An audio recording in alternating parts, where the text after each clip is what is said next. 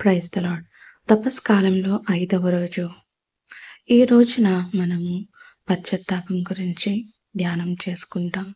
ముందుగా వాక్యంలోకి వెళ్తే కీర్తన 51 4వ వచనము. నీకే ద్రోహంగా పాపం చేసితిని, నీవు దుష్కార్యములుగా గణించు పనులు చేసితిని. కీర్తన 51:7. నా దురితములను తొలగింపుము, నేను శుద్ధుడగుదును, నన్ను కడుగుము, నేను మంచు కంటే తెల్లగగుదును. సామెతలు 28:13. పాపములను తప్పులను కనిపెట్టువాడు బాగుపడుడు, ఆ పాపమును ఒప్పుకొని దాన్ని పరిత్యజించువాడు దేవుని దయను పొందును.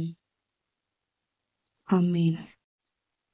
ముందుగా మనం చదువుకున్న వాక్యం బట్టి ఈరోజు యొక్క ధ్యానాంశం ఏమిటంటే పశ్చాత్తాపం అనగా పవిత్రాత్మ దేవుడు చూపిస్తున్న పాపమును ఒప్పుకొని కన్నీటితో దేవుని పాదాలు కడుపుట. పశ్చాత్తాపము పాపిని పరిశుద్ధినిగా మారుస్తుంది. మరియ మగ్దలేనమ్మ ప్రార్థన ఏమీ చేయలేదు. తన పశ్చాత్తాపమును కన్నీటి రూపంలో చూపించింది. ప్రభు మొదటి దర్శనము ఆమెకే ఇచ్చారు. దేవుని దగ్గర ఒప్పుకోవలసినవి దేవుని దగ్గర, మనుషుల ఎదుట ఒప్పుకోవలసినవి మనుషుల ఎదుట ఒప్పుకొని విడిచి పెట్టిన వారు దేవుని దయను పొందుదురు. మన పాపమును ఒప్పుకొనిన ఎడల ఆయన నమ్మదగినవాడు, నీతిమంతుడు కనుక మన పాపములను క్షమించి సమస్త దరిద్రాన్ని నుండి మనల్ని పవిత్రులుగా చేయను అని 1వ యోహాను 1:9 చెప్పి ఉన్నారు. కొందరు పాపములు ఒప్పుకొనడానికి సిగ్గుపడి భయపడి వాయిదా వేయుచున్నారు. అంతేకాకుండా అతిక్రమలను దాచిపెట్టేవాడు వర్ధిల్లడు అనే వాక్యం ప్రకారంగా పాపములను ఒప్పుకోనివాడు అభివృద్ధి చెందలేరు.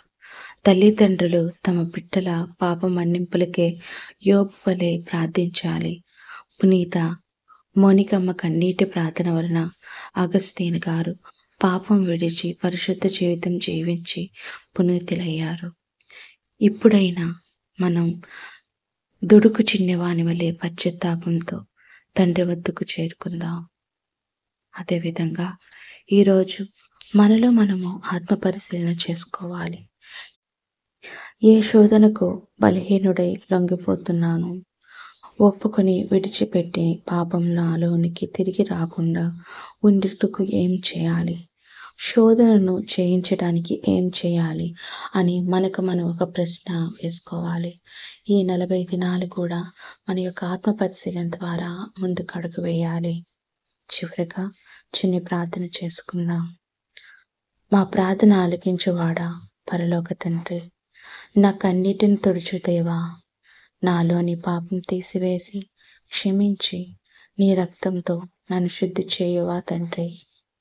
పరిశుద్ధంగా జీవించుట సహాయం చేయండి.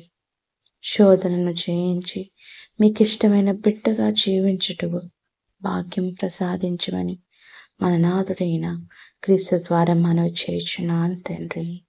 ఆమేన్. Praise the lord.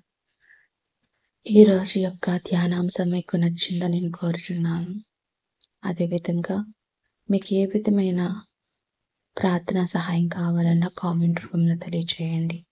అదేవిధంగా ఇదే విధంగా అనుదినము ఒక ధ్యానాంశాన్ని మీ ముందుకు తీసుకువస్తాను.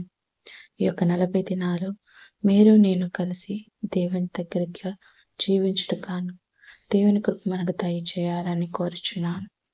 అదేవిధంగా ఈ యొక్క ఛానల్ని మీరు ఆదరిస్తున్నందుకు మీకు వేలాది వందనాలు. అదే తిరిగి మళ్ళీ రేపటి యొక్క ధ్యానాంశంలో కలుద్దాం. God bless you all.